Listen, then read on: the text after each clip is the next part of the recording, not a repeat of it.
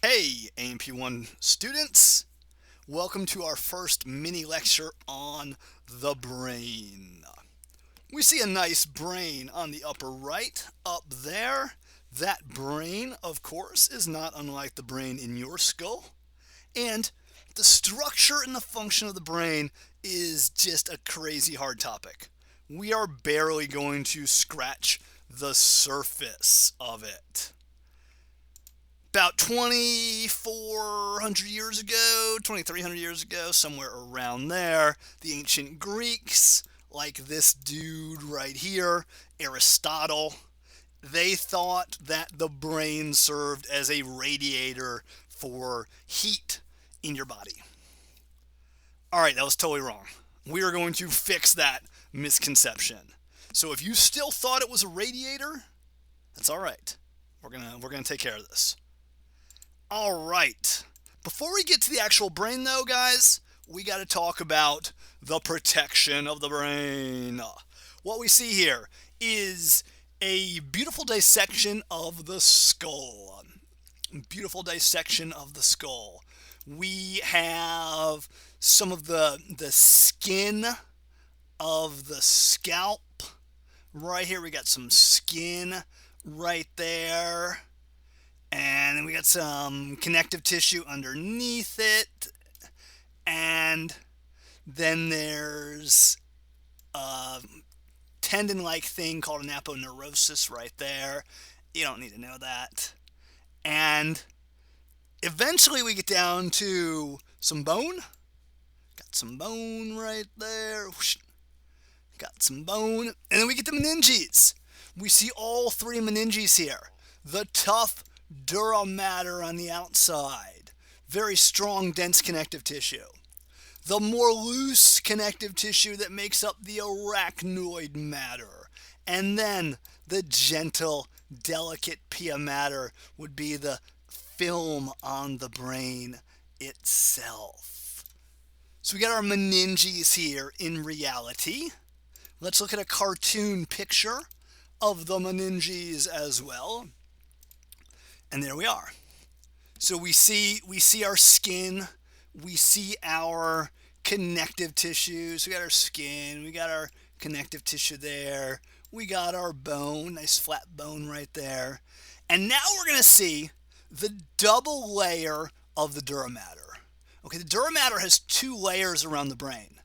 There's one layer right there, and there is another layer right there. So these are the two layers of the dura mater. Now, the outer layer of the dura mater is called the periosteal layer of the dura because it is close to the bone. The inner layer of the dura mater is going to be called the meningeal layer. There we go. Let's type meningeal right there. Come on, type with me, baby. Come on. There we go. Meningeal layer. All right, so periosteal layer and then the meningeal layer. I meant to have this word periosteal in blue. Sorry, I didn't do that. So in the spinal cord, we did not have this, but in the brain, we do. Now, I want to point something else out. Most of the time, like right here, the two layers are right next to each other. But there are several situations where they're not.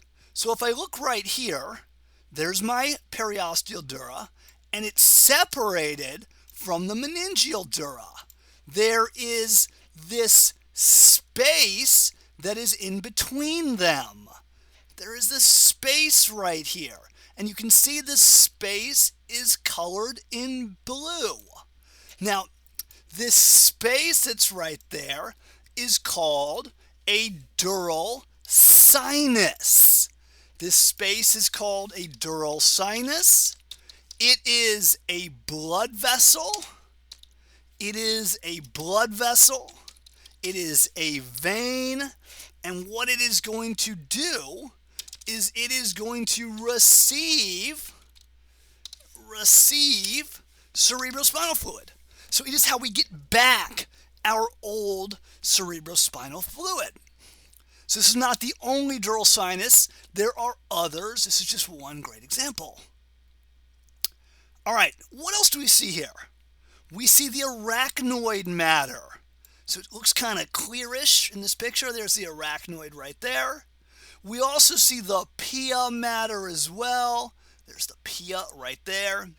The space in between them is the subarachnoid space.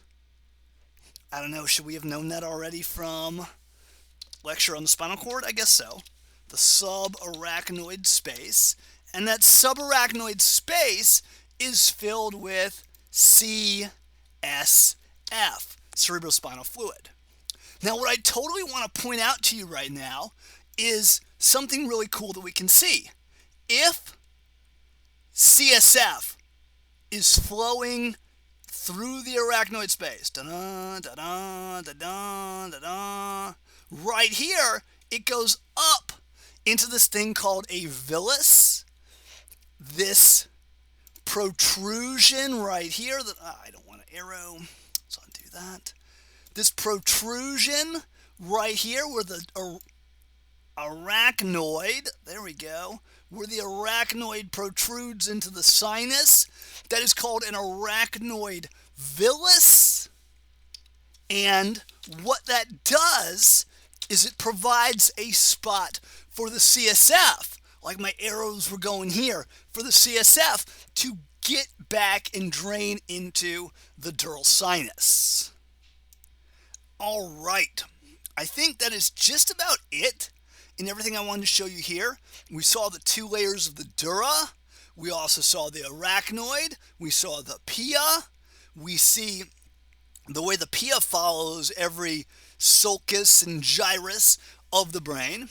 We talked about the arachnoid, subarachnoid space. By the way, you can see all the connective tissue fibers here that give it its web-like appearance and hence its name. We saw the arachnoid villus, which is going to provide entry to this blood vessel called a dural sinus, which is between the two layers of the dura matter. All right. Let's see what else we can talk about. Cerebrospinal fluid. Yeah. Cerebrospinal fluid is this fluid that is primarily found doing its job in the subarachnoid space. And the subarachnoid space is this space depicted right here. And we see CSF in it around the cord, around the brain, top, bottom, etc. Now, CSF is going to physically support your brain. It gives your brain some protection in terms of shock absorption. It also carries neurotransmitters from place to place, so it is involved in signaling. CSF is made at these special capillaries, and they're depicted in pink here.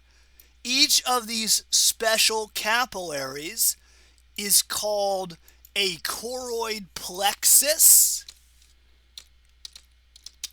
and they're these nets of capillaries where we make CSF. And there's a choroid plexus in each ventricle. In this view, we only see two ventricles. We see the third ventricle. The third ventricle is basically this space within the diencephalon. We also see the fourth ventricle down here. We don't see the two lateral ventricles, so they would also have their own choroid plexuses. Overall, you got about 150 mils of CSF, but you make 500 mils every day. So remember, there are glial cells called ependymal cells that are using their cilia to sweep the CSF, and eventually the force of that sweeping is going to make the CSF follow this arrow right here and right here, going through an arachnoid villus into a dural sinus.